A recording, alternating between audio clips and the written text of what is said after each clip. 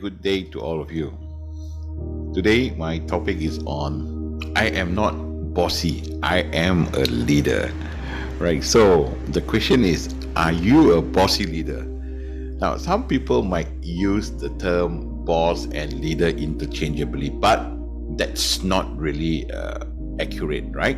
So the truth is, some bosses are simply, they're just boss. They think that they have attained a position in the management section of the corporate pyramid, and they have a nice office, designated parking, or even a company car, and so on and so forth, and then they make decisions for the company that affect the direction of the company and space.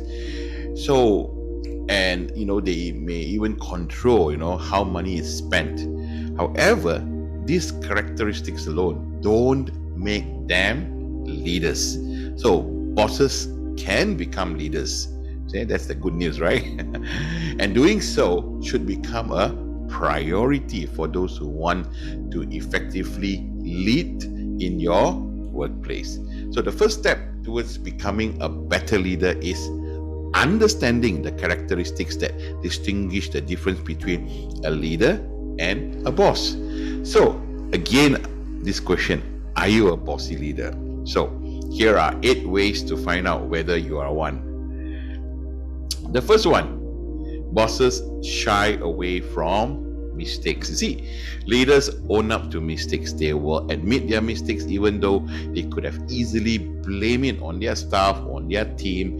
Well, of course, they will still need to develop a plan to recover. But you see, someone says that there are no bad teams, only bad leaders. So one of the more popular definition for a boss is a bad leader, right? So a boss is a bad leader.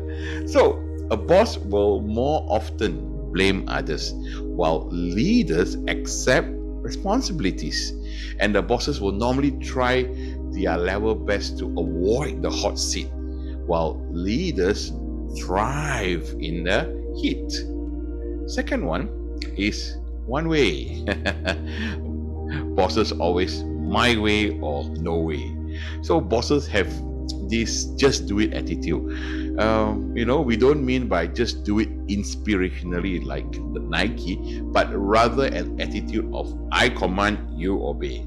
So leaders, guides, they want employees to understand everything, but the best leaders realize that they are followable, just like anyone else, And so they show humility and they ask questions when they don't know an answer.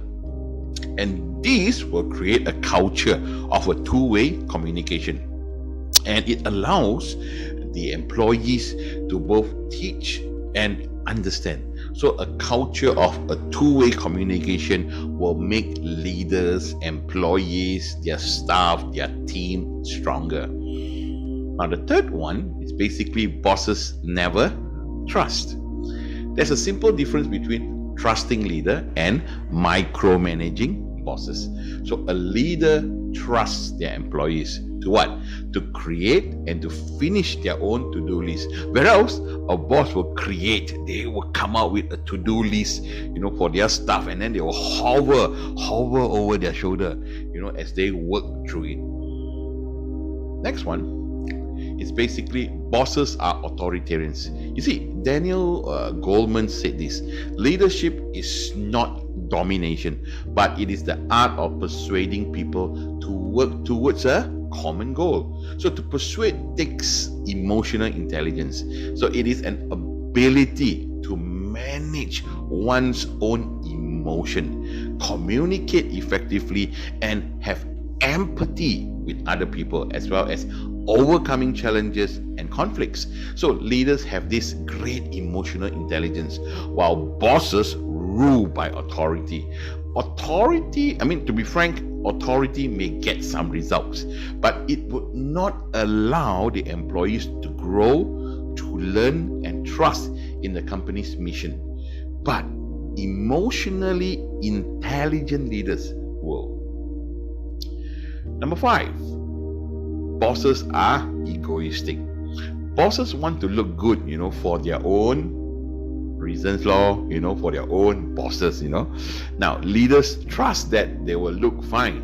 Instead, leaders focus on ensuring that the work is up to snuff, being humble enough to know that the next mistake, the next error or obstacle, it is always lurking, or it is always just around the corner, right? So the next one is number 6. Bosses are short-sighted. A boss is often too focused on what happens today. Good leaders, on the other hand, think about the big picture. Leaders will account for the present, but they will also want to be sure that their decisions are adding up to something good next month or next quarter or next half year or next year, next 1 or 2 years or so. All right? The next one is bosses takes all credit. Familiar, right? So a boss wants the raise, the promotion, the credit all to himself. Whereas a leader, on the other hand, wants those achievements for who? For their team, for his team. Peter Drucker says this: the leader who works most effectively, it seems to him or to me, never say I. And that's not because they have trained themselves not to say I. They don't think I. They basically think we. They think the team. And they understand that their job to be to make the team function. They accept responsibility. They don't sidestep it. But we gets the credit. This is the thing that creates trust, and that enables you to get the task done. Lastly, point number 8, bosses instills fear.